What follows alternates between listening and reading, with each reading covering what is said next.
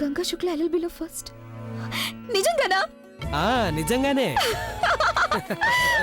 గంగా బాబు గారు, బాబు గారు, నా రిజల్ట్స్ వచ్చేసాయి. అవునా? అయితే ఆ రిజల్ట్ ఏమిటో ముందుగా నాకు చెప్పు. ఏ క్లాసు?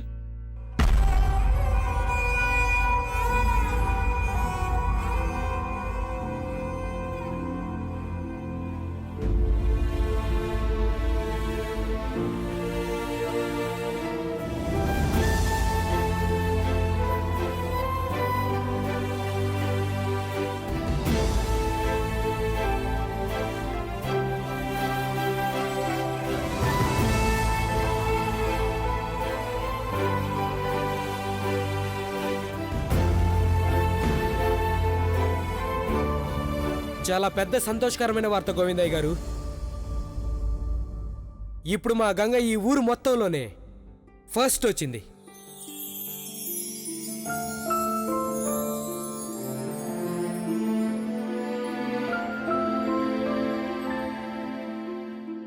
ఎస్, నాకు తెలుసు. I'm so proud of you Ganga. నేను ఈ మాట నీకే చెప్పగలిగుంటే బాగుండేది.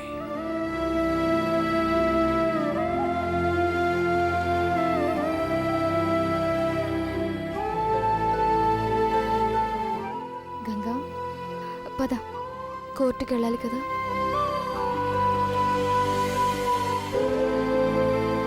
పద.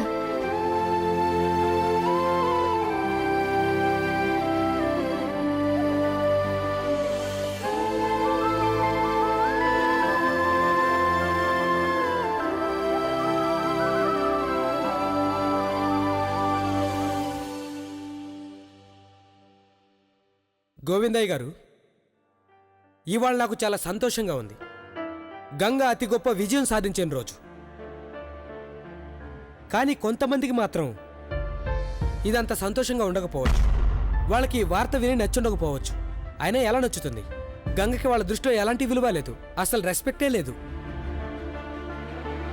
స్వయంగా సామర్థ్యం లేని వాళ్ళు వేరొకరి సామర్థ్యాన్ని ఎలా అర్థం చేసుకోగలరు? ఎనీవేస్, నాకు చాలా సంతోషంగా ఉంది. కొందరికి సంతోషంగా లేకపోతేనే. అందుకని గోవిందయ్య గారు, ఇట్స్ సెలబ్రేషన్ టైం.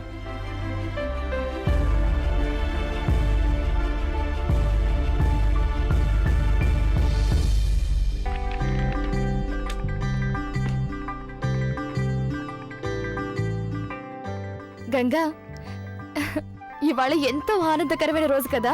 ఆయనకి నాకు ఎంత సంతోషంగా ఉందో కనీసం నువ్వు ఊహించలేనా ఊహించలేవు. Thank you Supriya. ఇప్పుడు నీకు మిఠాయి తినిపించాల్సిన సందర్భం. అయితే బజార్కి వెళ్ళేంత టైం లేకపోయింది, అందుకే ఇంట్లోనే పాయసం చేశా. థ్యాంక్ యూ సుప్రియ, నీకోసమే చేశా.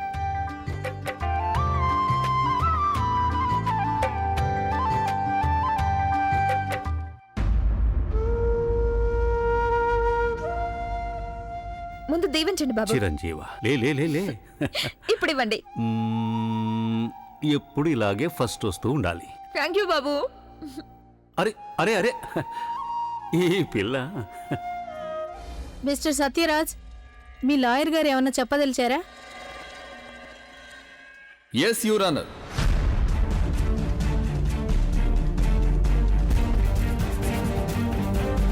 కొన్ని ముఖ్యమైన సంగతులున్నాయి. నేను వాటిని కోర్టు వారికి తెలియజేయడానికి అనుమతి కోరుతున్నాను. 1 మినిట్ సార్, మీరు ఈ కేసులో డిఫెన్స్ లాయర్ కాదు కదా? మరి నా క్లయింట్ ఒకరు నన్ను ఈ కేసుకు లాయర్గా అపాయింట్ చేశారు. ఇవి నాకు సంబంధించిన పేపర్లు.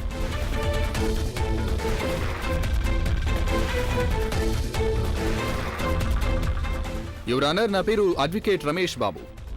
కలకత్తాలోని ప్రెసిడెంట్ కాలేజ్లో లా చదివాను. అలాగే నాకు ఇండియన్ బార్ కౌన్సిల్లో రిజిస్టర్డ్ సభ్యత్వం కూడా ఉంది.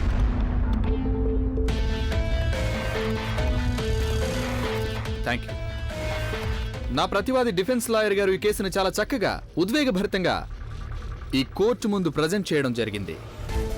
Congratulations mister Sagar Chaturvedi, you are very good. అయితే కొన్ని వాస్తవాలు మీ దృష్టికి తీసుకురాలేదు, లేదా ఒకవేళ అవి మీ దృష్టికి రాకుండా డిఫెన్స్ లాయర్ గారు దాచించొచ్చు. నేను మీ ముందు నా వాదన వినిపించడానికి ముందుగా నేను మీకు సంగతి స్పష్టం చేయాలనుకుంటున్నాను. ఆడవారి హక్కుల కోసం, వాళ్ళ ఆత్మగౌరవం కోసం పోరాడే వాళ్లలో నేను ఒకణ్ణి. వాళ్ళకి సరిసమానమైన హక్కు లభించాలని నేను కూడా కోరుకుంటాను. సరిసమానమైన హక్కు అనే ఈ పదం ఈ కేసులో చాలా ముఖ్యమైన స్థానంలో ఉంది. చాలా కీలకమైన అంశం ఇది. ప్రతిభారాణి గారు పెళ్లి చేసుకుని అత్తగారింటికి వచ్చినప్పుడు ఆవిడ ఎలాంటి కట్నం ఇవ్వలేదన్నది పూర్తిగా వాస్తవం. పెళ్లి సందర్భంగా అందిందంతా డబ్బు కానీ, నగలు కానీ అవన్నీ నా క్లయింట్ అయిన సత్యరాజు కుటుంబం వారే ఈవిడికి ఇచ్చారు. Objection your honour.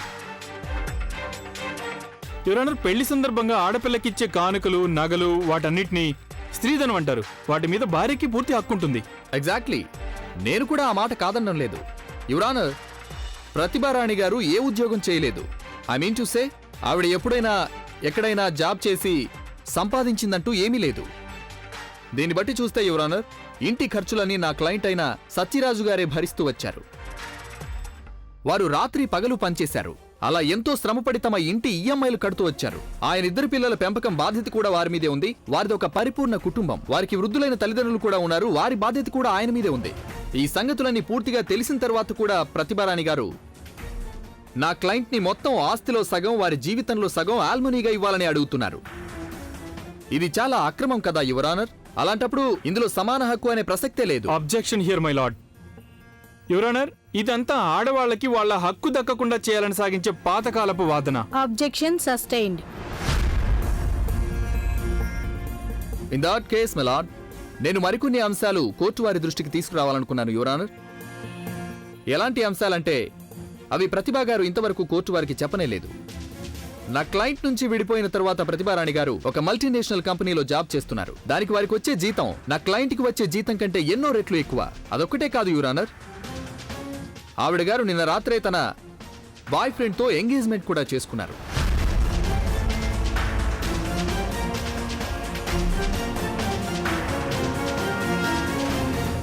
నాకు తెలిసిన సమాచారం ప్రకారం మీరు ఎన్నో ఏళ్లుగా విదేశాల్లో ఉన్నారట. మరి మీ క్లయింట్ ఇక్కడ ఏం చేసిందో అసలు మీకు ఎలా తెలుసు? ప్రజలు తన గురించి ఏమనుకుంటున్నారో ఎలా తెలుసు మీకు? ఈ పిల్ల కట్టుకున్న తెల్ల వస్త్రాల వెనుక ఎంతటి నలుపు ఉందో చూపించే ఆధారాలున్నాయి నా దగ్గర. ఆమె రైట్ ప్రతిభా గారు?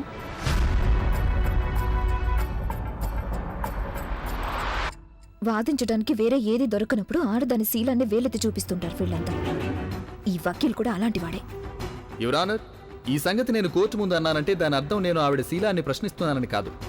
అందువల్ల ప్లీజ్ నన్ను మిస్కోట్ అనుకుని దయచేసి మిస్అండర్స్టాండ్ చేసుకోకండి. అబద్ధాల కోరు. డివోర్స్ అయిపోయిన తర్వాత ఎవరైనా తన జీవితం మళ్లీ ఆరంభించాలనుకున్నా, ఇంకో పెళ్ళంటే పునర్వివాహం చేసుకోవాలనుకున్నా అందులో ఎలాంటి తప్పు లేదు.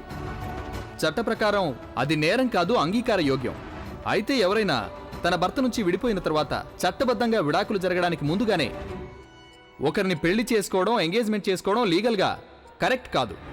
Objection your honour. దీనికి అలిమ్నికి ఎలాంటి సంబంధం లేదు.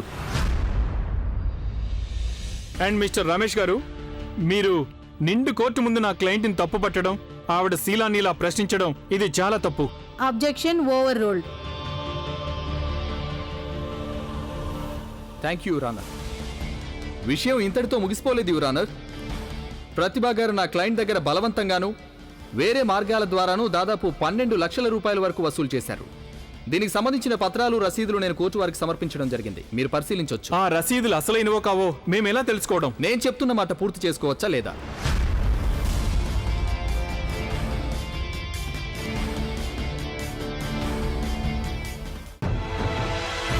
ప్లీజ్ సాగర్,